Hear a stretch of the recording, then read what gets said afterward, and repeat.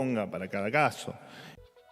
Claramente el capítulo comedores, el capítulo política social va a ser uno de los que el gobierno nacional va a tener que seguir de cerca mientras la inflación siga generando estragos en los bolsillos. Bueno, el tema de los comedores es uno donde el gobierno dice, tenemos que auditar, no queremos más mandar nosotros la comida, queremos mandar plata para que sean los comedores los que resuelvan lo que necesitan para la gente que va a los comedores, pero para eso obviamente hay que tener una buena auditoría de cuánta gente va a cada uno de esos comedores. Vamos a hablar de este tema y de muchos otros, sobre todo de económicos, que los tienen muy claros, con Luis Seco, economista. Luis, muchísimas gracias por atendernos. ¿Cómo estás? Buenas tardes.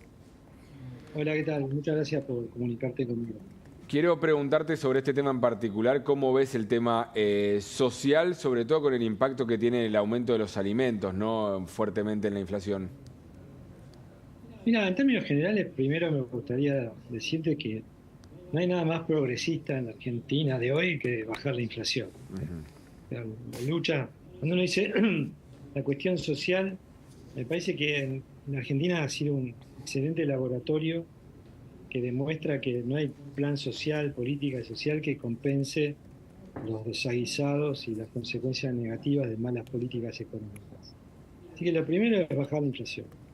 El tema es si el gobierno, con lo que está intentando, este cambio de régimen sustentado en un paquete de estabilización, un cambio o reforma estructural, lo va a conseguir hacer y cuán rápido.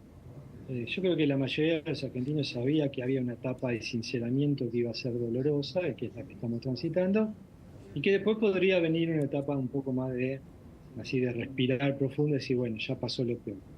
Estamos en el medio de lo peor, y me parece que ahí es donde tal vez los beneficios de hacer esta lucha contra la inflación no terminan de materializarse y tenés todos los costos de las correcciones de precios que vos mencionabas. Pero la central para mí es decir, ¿qué está tratando de hacer el gobierno? Bajar la inflación. ¿Eso es bueno o es malo desde el punto de vista social? Es lo mejor que puede hacer. Con la particularidad, Luis, que, y mucha gente uno lo escucha y lo ve, que es cierto que muchos coinciden con esto de, bueno, hay que sincerar muchas cosas en la Argentina, esto va a generar más inflación, pero al mismo tiempo la gente te dice, pero el bolsillo tiene que aguantar entre ese periodo de alta inflación y tiene que aguantar para el más vulnerable, que es el que quizás tiene dificultades para acceder a la comida, y tiene que aguantar en la clase media, que ve que le sube la prepaga, la educación privada, la nafta, los servicios. Bueno, antes pasaba exactamente lo mismo. El poder adquisitivo del salario de los últimos 12 años de Argentina, en 10 perdió salario contra la inflación. O sea, venimos sufriendo una pauperización generalizada, caída del poder adquisitivo de los ingresos de la mayoría de los argentinos. Así que yo diría, me parece que no, con una gran diferencia, que antes vos sabías que eso iba a seguir pasando y ahora se te abre una expectativa de que, bueno, si se logra avanzar con todo esto, es probable que se interrumpa ese proceso de pauperización generalizada. Y me parece que yo creo que hay como un olvido, como si hubiera una amnesia generalizada. Digamos. Venimos perdiendo, se vienen ajustando los precios de todo, algunos más, otros menos. Venimos perdiendo en términos de poder adquisitivo de los ingresos y ahora de repente se ve, pero vamos a perder. Sí, digamos que veníamos perdiendo. La diferencia es que ahora estos saltos en el nivel de precio y estas correcciones de precio negativo apuntan a que sean las últimas que responden a tantos años de atraso, digamos, Claro. ¿no? Y de tener pisado bajo la alfombra todos los problemas de la Argentina. Entonces, Se yo creo que hay que ver Se perdía sin solucionar los problemas macroeconómicos de fondo. La pregunta es, ¿ahora se están solucionando? ¿El plan de estabilización vos crees que se está aplicando? O porque escuché a algunos economistas decir, y todavía falta mucho por ver. Sí, es muy buena pregunta la tuya. Digamos, el diagnóstico, como te decía antes, yo creo que es correcto.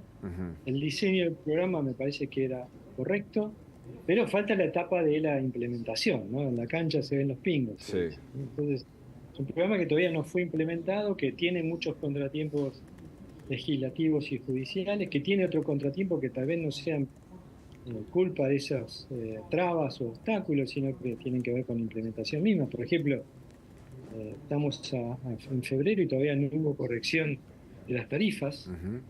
Ese es un tema que a mí me alarma, me preocupa y me genera cierta sorpresa porque acordate que en plena campaña presidencial, incluso los primeros discursos del presidente Milei y de su ministro de Economía eran: vamos a hacer todo rápido porque esa es la mejor manera de desinflar. Ujú. Bueno, pasó ya casi, van a ser casi 2 meses de gestión sin que se hayan materializado esos aumentos, y eso es preocupante. Por tanto, en la implementación está habiendo algunas demoras, algunas que son eh, no forzadas, si querés, y otras forzadas por la política, la judicialización y el trámite legislativo. Y obviamente todo eso contribuye a generar una mayor incertidumbre. Ujú. Yo creo que no es buena la ambigüedad que hay hoy respecto de cuándo se completan estas correcciones de precios relativos y cómo se va a completar el ajuste fiscal. No contribuye a desinflar expectativas como era esperado. Así que estamos, como si querés, en un recalculando del plan que espero que no dure demasiado tiempo, ¿no? La inflación de diciembre dio 25,5, la de enero las consultoras están dando en torno al 20%. No sé si tenés cifras propias o para análisis similares. ¿Y cuál es tu perspectiva hacia adelante con la suba de precios? Febrero, marzo. No, yo no hago precios, me guío por lo mismo que te podés quedar vos. Ujú. Eh, yo creo que el enero de 20% sin ajuste tarifario es alto, ¿no? Porque la idea era que íbamos a tener precios en el orden del 20%, pero con algunos ajustes sobre todo en materia de energía y transporte ya realizados, con lo cual eso se van a correr para el dato de febrero y eventualmente marzo. Así que no, digamos, yo creo que vamos a índice de precios entre el 15 y el 20% para lo que resta del primer trimestre, pero espero que, ya te digo, que esos guarismos tengan incorporado la corrección, el sinceramiento final de los precios. Si no, es como que vamos a seguir, digamos, como, ¿me entendés? Siempre descontando: pero pará, esto va a haber nuevos aumentos más adelante, lo que van a presionar sobre el resto de los precios. Esta expectativa de que va a haber una corrección cambiaria. Hay muchos economistas que están diciendo no tendría que haber una. No, yo diría que sí, pero no en estas circunstancias, porque si corregís cambiariamente sin tener lanzado o implementado el programa, el ancla fiscal, los instrumentos en marcha, el programa de regulación en marcha, es muy probable que las expectativas digan: bueno, esta no es la única o no es la segunda y la última, sino que la segunda de muchas otras, y Claro. entonces ahí ves a inflar las expectativas. Yo creo que es clave para mí, digamos, completar el sinceramiento de precios y reducir la ambigüedad fiscal cuanto antes, ¿no? Por otro lado, el FMI ayer aprobó los giros y el acuerdo con el gobierno nacional. También dejó algunas señales de advertencia, ¿no?, a futuro. Sí, digamos, viste, el fondo usualmente opera sobre lo que ya está instalado de alguna manera, ¿no? En el acervo colectivo. Sí. Yo creo que los riesgos están muy claros, como están en claro los beneficios de correr esos riesgos, digo, ¿no? Ujú. Entonces, como esta idea de no hay esta cosa de decir: bueno, quiero todos los beneficios y ningún costo, o quiero los beneficios sin correr riesgos. Los riesgos se van a correr. A mí me parece que, ya te digo, los más importantes son que no se complete la corrección de precios activos y la cuestión fiscal, de forma tal de no poder desinflar las expectativas. Eh, y después tenés otra serie de cuestiones que se van a ir dando sobre la marcha. Por ejemplo, hoy empieza a aparecer un riesgo que no estaba en el horizonte, que es básicamente la baja de rindes producto del calor y la falta de lluvia, ¿no? Mirá. Desde ahí ya empezás a tener una señal, es decir, íbamos para una cosecha récord de maíz, una muy buena cosecha de soja, que en conjunto iba a representar una cosecha récord, y hoy hay alguna duda, porque acordate que febrero es el mes clave de las lluvias, ¿no? Para Ujú. completar el grano, la chaucha de soja, los granos en marlo del maíz. Digo, me parece que hay cuestiones que están ahí definiéndose estos días. O sea, siempre está. La política económica en muchos casos es la contención de riesgos. Claro, el gobierno dice: bueno, no hay plan B. Recién te escuchaba decir que no hay plan B en lo económico y no hay plan B en lo cultural. Me parece fantástico que no haya plan B en lo cultural. Digo, en lo económico tenés que tener cierto grado de flexibilidad y sobre todo capacidad de reaccionar rápido, ¿no? Ujú. Porque el gobierno reaccionó rápido y dijo: que me baje en el capítulo fiscal o que se baje el capítulo fiscal no significa que no haya déficit cero. Bueno, ¿cómo? Ujú. ¿Eh? Claro. Ahora dice: bueno, los aumentos tarifarios van a venir en etapas. ¿Cómo? ¿Cuánto? ¿Cómo? Digamos. O sea, me parece que en la comunicación es lógico que se diga, estoy acá en este es mi programa y voy a ir a fondo, pero también es lógico que se haga un poco más de docencia por un lado, pero también por el otro lado de decir, bueno, no tengo estos instrumentos, estoy prohibiendo estos otros, ¿no? Claro, entiendo que cuando el gobierno dice no hay plan B, no hay plan B en el rumbo, esto que decías, en el déficit fiscal cero, pero claramente sí, si no tenés el paquete fiscal aprobado, tendrás que buscar otras partidas para recortar y por eso le dice a los gobernadores. Ahora, si la cosecha, como decías, no es la esperada por estas lluvias que no están llegando en este mes, ¿cuál es el plan B ante la falta de esos dólares? Bueno, ahí se, digamos, no sé si hay un plan B, digamos, para sustituir esos dólares, pero todavía tenemos la ventaja de que puede llover a partir de la segunda o tercera semana de febrero. Los pronósticos, ya te digo, por lo que he visto, no son demasiado positivos, pero puede haber algunas lluvias que compensen, digamos, pero ya te digo, esos riesgos hay que correr, siempre se corren. Lo que me parece que no está bien es no hacer algo más explícito, porque una cosa es que no se hubiera dicho nada de lo que pensabas hacer, porque querías mantener cierto grado de sorpresa hasta que asumiste, pero esa etapa ya terminó, ahora ya estás gestionando, entonces vos, frente a cierto contratiempo, basta que decir, bueno, estas son mi nuevo, ¿cómo se dice?, cronograma, estos son mis nuevos instrumentos, por ejemplo, te iba a decir, bueno, recorto a las provincias, no alcanza. Claro. No es que todas las transferencias de la provincia son 2 puntos del PBI, que es lo que se te cayó del paquete. Entonces, digo, voy a cebar la idea de la otra vez, bueno, la obra pública. No alcanza, porque no la podés hacer cero, que hay mucha obra en marcha que te va a salir más caro cebarla a cero que terminarla. El tema de los subsidios, bueno, ahí podrías recortar un poco más. El gobierno pensaba ahorrar 0,7 de subsidios energéticos, pero no arrancó todavía.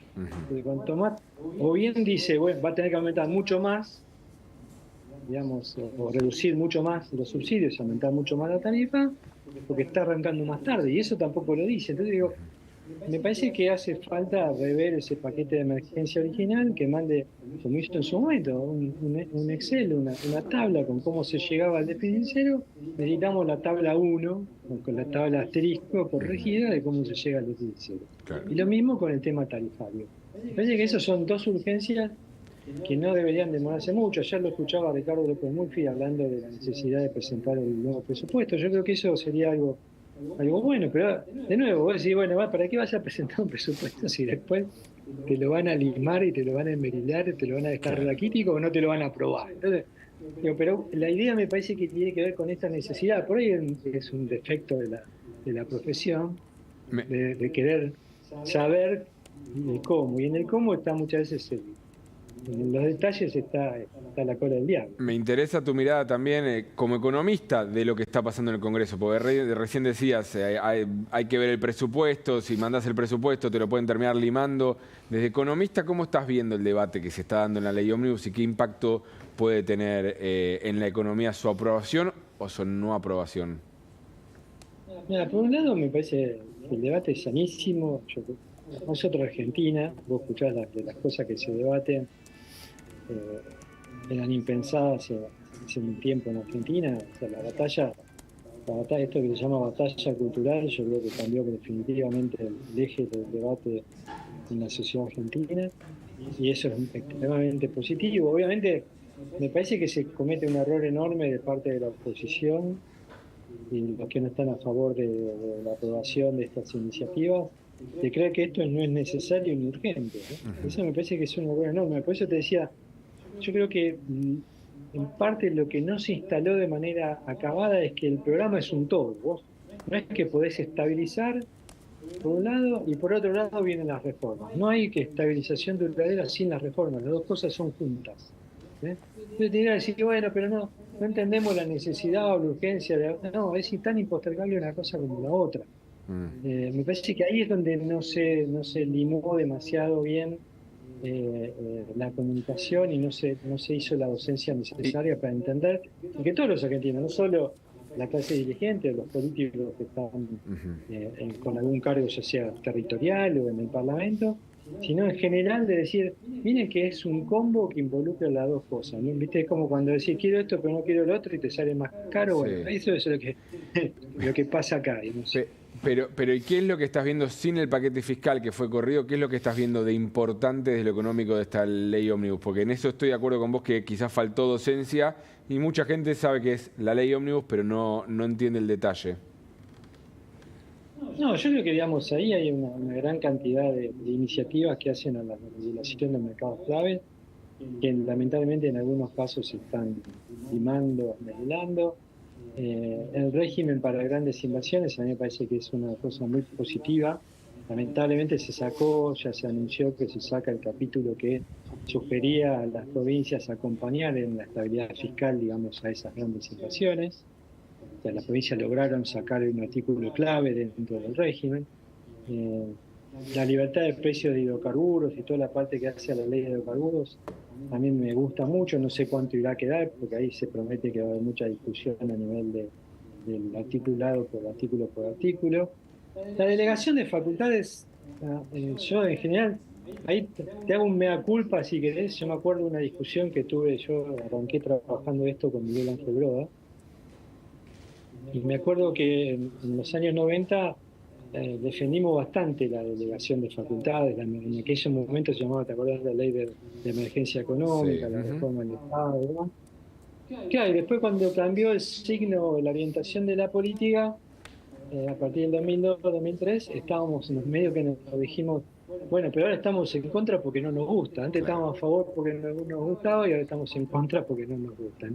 Y eso entonces uno tiende a decir, bueno, la emergencia económica nunca más, mejor no, tratar de gobernar. Pero por otro lado uno ve la experiencia y es bastante difícil avanzar en las reformas si no tenés ciertas delegaciones de facultades. Entonces, me parece que una delegación de facultades, que yo no la veo tan extrema como se menciona, porque hay una enumeración después de para qué se van a usar las facultades, con lo cual el presidente va a poder gozar de esa delegación siempre y cuando persiga los objetivos para los cuales se fueron concedidas. A mí no me parece mal, y me parece que puede ayudar mucho a superar esta etapa de arranque del programa, ¿no? Claro. Un año es suficiente. Ahora, después tenés otra serie de medidas que, aparte que en Argentina no hay sector que no haya pasado por una despiadada, si querés, regulación o sobreregulación. Entonces, me parece que lo que hizo la Secretaría de Comercio con la resolución administrativa del otro día, que desmanteló todos los costos que había relacionados con sistemas de información variados y demás, fue fenomenal, digamos, ¿no? Entonces, eso no se nota, pero si vos entrevistaras todos los días a algún empresario, te diría, la verdad que me sacaron de encima un peso gigantesco. Y eso cuando un empresario te dice eso, es que está bajando los costos, ¿no? Ahí un kirchnerista o el kirchnerismo salió y empezó a quejarse de que todo eso era en contra del consumidor, del usuario. Eso era todo en contra de las empresas. Obviamente termina pagándola. Alguien paga esos costos. O sea, cuando vos le metés costos increíbles a las empresas en materia de régimen de información, cumplimiento de normativas, papeles, digamos, vos lo sabés muy bien. En Twitter hay tipos que se hicieron famosos simplemente porque leen primero que nadie el boletín oficial, claro, y le cuentan a todo el mundo diciéndole, salió esto, salió aquello, con esto te matan, con esto te pasa tal cosa, esto significa tal cosa. Digo, es imposible que una economía funcione y que un sector privado crezca, genere empleo, invierta, cuando lo más importante que tienen que hacer los tipos que toman esas decisiones es leer el boletín oficial. Claro. Entonces, todo lo que hace la desregulación son costos más bajos que paga, que hoy pagaba, hasta hace poco pagaba el consumidor. No es verdad que está en todo en contra del consumidor, es todo a favor del consumidor. Es una forma interpretada de ver, digamos, el equilibrio que hace a la regulación de un lado y la capacidad de la iniciativa privada del otro. Me parece que todo lo que apunte a mejorar esa libertad de la iniciativa privada para, ya te digo, invertir, generar empleo, correr riesgos, porque en definitiva es como que le dicen al sector privado, usted haga todo lo que yo le digo porque si no corre riesgo. No, el sector privado está para correr riesgos en un contexto de la mayor libertad posible. Y eso me parece que cuando uno se lleva a la práctica eso, son todo menos costos para el consumidor. Luis, no quiero despedirte sin preguntarte del dólar. Está ahora en 1180 el dólar blue, el contado con liqui estuvo subiendo un poco ayer y también el MEP. ¿Cómo ves esos movimientos? Yo creo que la brecha de hoy es mucho más lógica que la que supimos tener al 10-12%. ¿No? Me parece que lo ilógico era lo de antes y no tanto lo que estamos viendo ahora.